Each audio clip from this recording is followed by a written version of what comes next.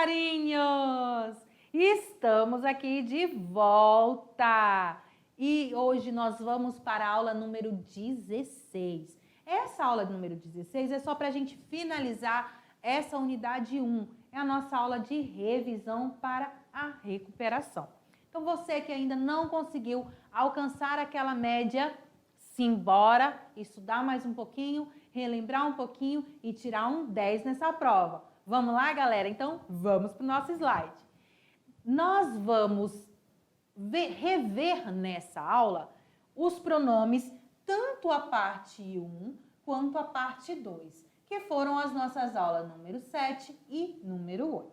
E também vamos rever a nossa aula número 12, Donde estou?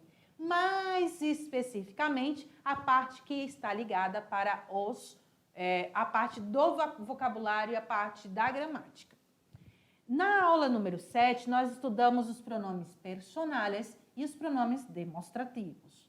Nós vimos que o pronome como um todo, ele é uma classe de palavra, assim como o adjetivo, o advérbio e o numeral. E ele é dividido em diversas classes e subclasses. Então, nós temos aí 4 pronomes que nós vamos estudar e dentro deles tem as suas subdivisões. Então, o que é, como geral, pronome? Pronome vem do latim, que significa em lugar de nome. Então, no lugar do nome. O pronome significa no lugar do nome. Substitui o nome. Os pronomes, eles sempre vêm antecedendo ao substantivo. E todas as vezes que isso acontecer, ele vai concordar tanto em gênero feminino e masculino, quanto em número singular e plural, com quem? Com o substantivo. Existem diversas classes de pronomes. São os pessoais, os demonstrativos, os possessivos, os indefinidos, os reflexivos, os relativos, os interrogativos e os exclamativos.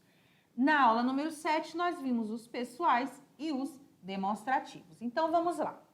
Os pessoais, eles são divididos em 2, ele tem uma subdivisão, caso reto e caso oblíquo, assim como na língua portuguesa.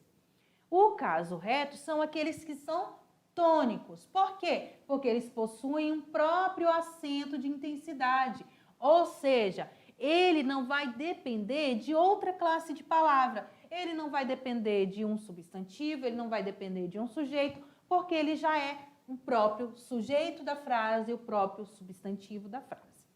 Assim como na língua portuguesa, ele é dividido em singular e plural. Tem alguma diferencinha aí dentro dessa conjugação e dessa transformação para o espanhol dos pronomes. Então, vamos ver quais são as diferenças. Yo, a primeira pessoa do singular. Tu, segunda pessoa do singular, lembrando que esse tu ele vai ser acentuado.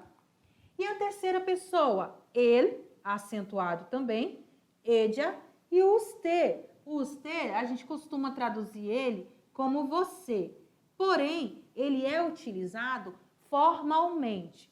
Quando eu não tenho aquela intimidade com a pessoa, ou quando é uma pessoa que eu preciso ter uma formalidade ao conversar com ela, então eu vou utilizar o usted, que é a minha terceira pessoa do singular.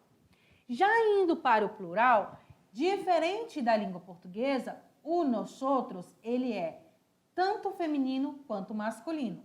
Ele vai ter essa divisão, divisão de gênero, né? Que no caso, na língua portuguesa, nós só temos o nós, tanto para o feminino quanto para o masculino. Em espanhol, não. Nós temos nosotros para o masculino, nosotras para o feminino. Temos o vosotros para o masculino e o vosotras para o feminino. A mesma coisa que acontece com nós e a diferença da língua portuguesa, que em português é só vós e em espanhol é vosotros e vosotras.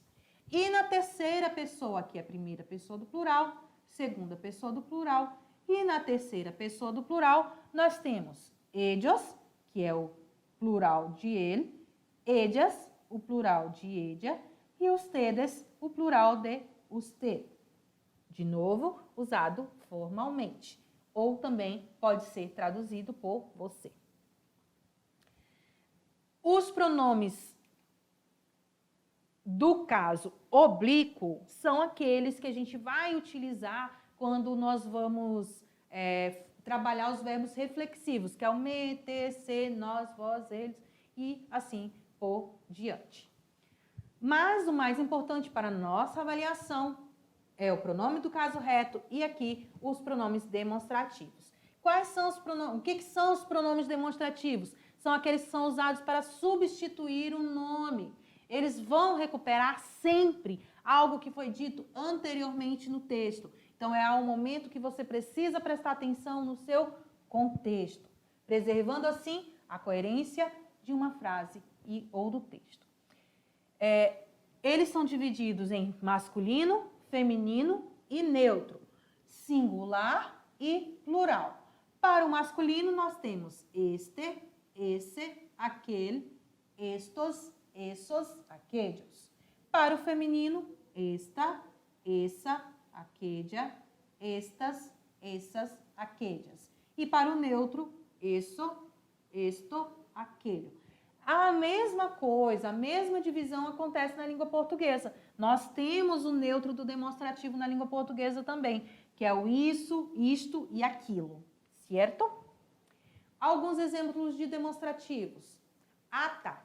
Vamos voltar aqui, antes de a gente encerrar aqui e já ir para os exemplos. Os demonstrativos, o esse, essa e isso, esses e essas, são usados quando eu quero me referir a uma pessoa ou objeto que está próximo do meu ouvinte e longe de mim, que sou o falante, tá bom? Então, esse é próximo do ouvinte e longe do falante. Vamos mudar de corzinha aqui para a gente mostrar o outro.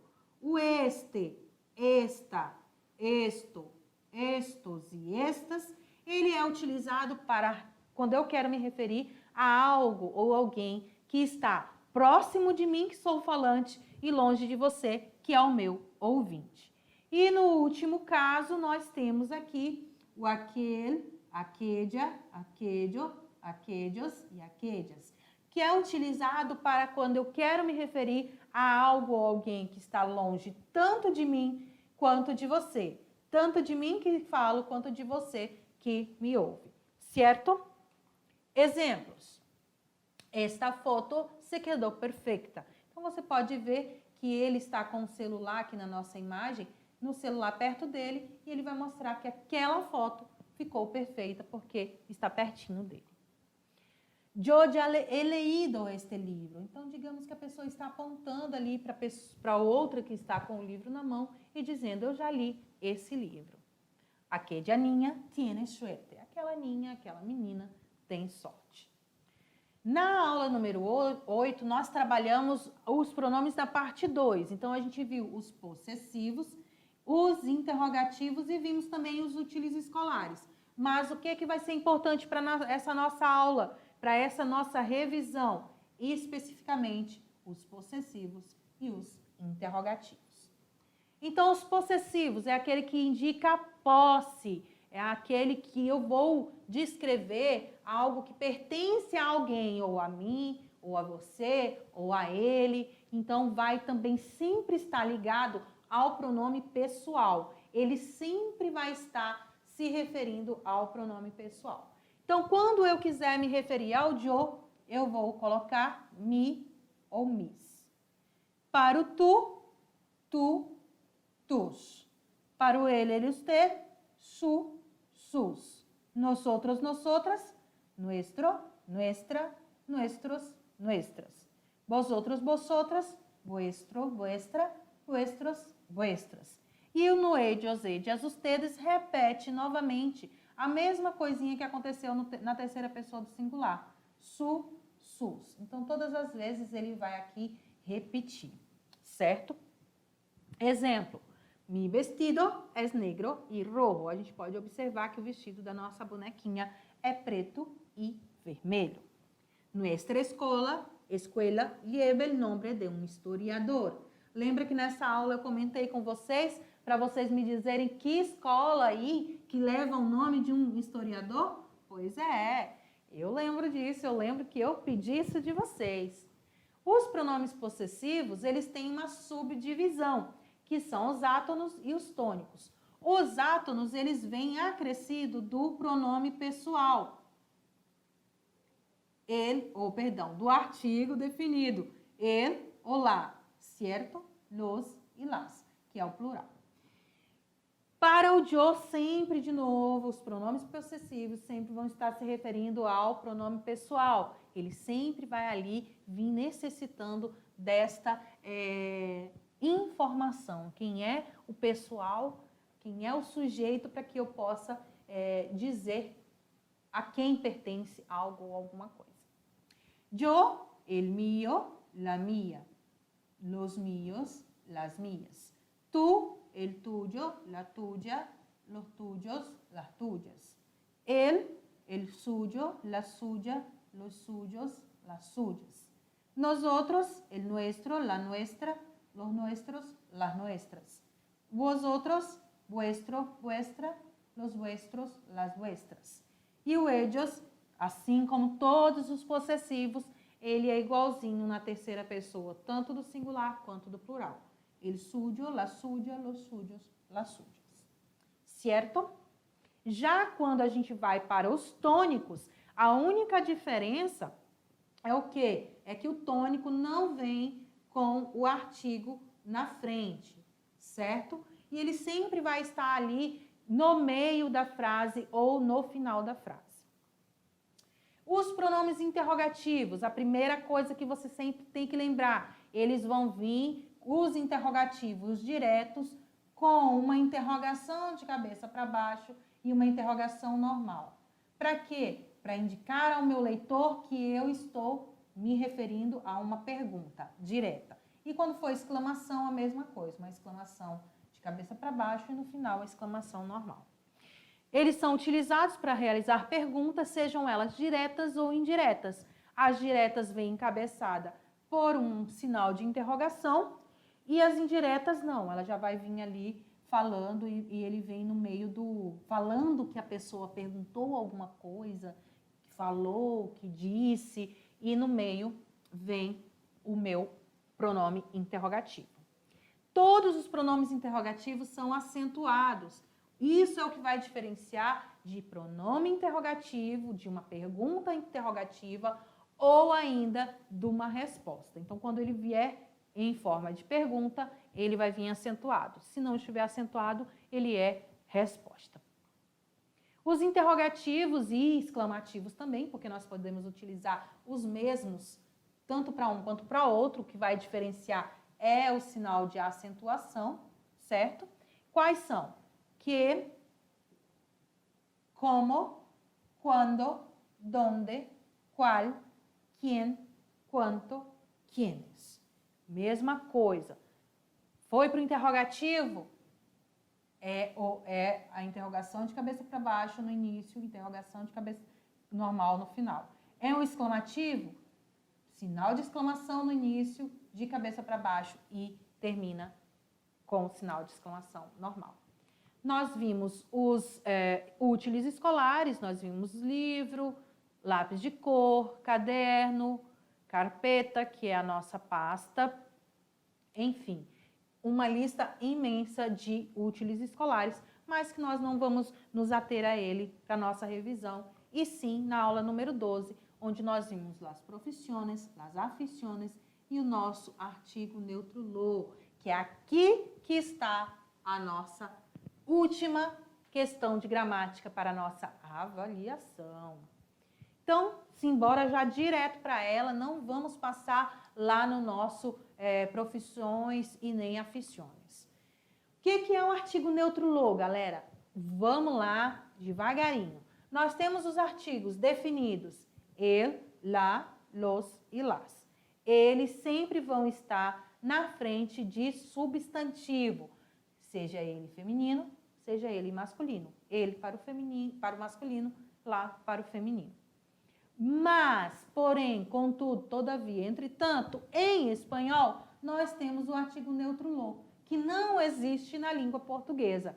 Esse artigo, ele é tido como artigo definido, porque ele vai definir alguma coisa, e ele pode ser traduzido como o. E aí que começa a confusão com a língua portuguesa. Eu vou traduzir ele como lo, então por que eu não vou usar ele? Ou então, por que eu não vou usar lo na frente do substantivo? Porque não pode. A regra diz que não pode. E eu só utilizarei somente o artigo neutro lo na frente de adjetivos, advérbios ou de verbo no particípio. Por quê? Porque eu vou substantivar essas classes de palavras. O que é substantivar? É transformar um adjetivo, um advérbio ou um particípio em substantivo. Quando eu faço essa transformação, automaticamente eu estou transformando uma frase que está na voz ativa para uma frase na voz passiva. Vamos ver aqui no exemplo. Dedicarle más tiempos a mis aficiones es bueno. Então, es bueno está aqui o meu adjetivo, classificando o que é bom. Numa frase ativa. Eu vou transformar ela em passiva e, ao mesmo tempo, já transformando esse meu adjetivo em um substantivo. Lo bueno es que puedo dedicarle más tiempos a mis aficiones. O que é que eu posso dedicar mais tempo a minhas aficiones? O bom é isso. O bom é que eu posso dedicar mais tempo aos meus hobbies. Ele é utilizado de 3 formas diferentes para fazer referência, quando eu quero fazer referência a algo abstrato, inanimado ou ilustrado. E aí eu vou utilizar adjetivo com função de substantivo. Lo mejor está por venir. Advérbio com função de substantivo. Lo poco que tengo es para ti.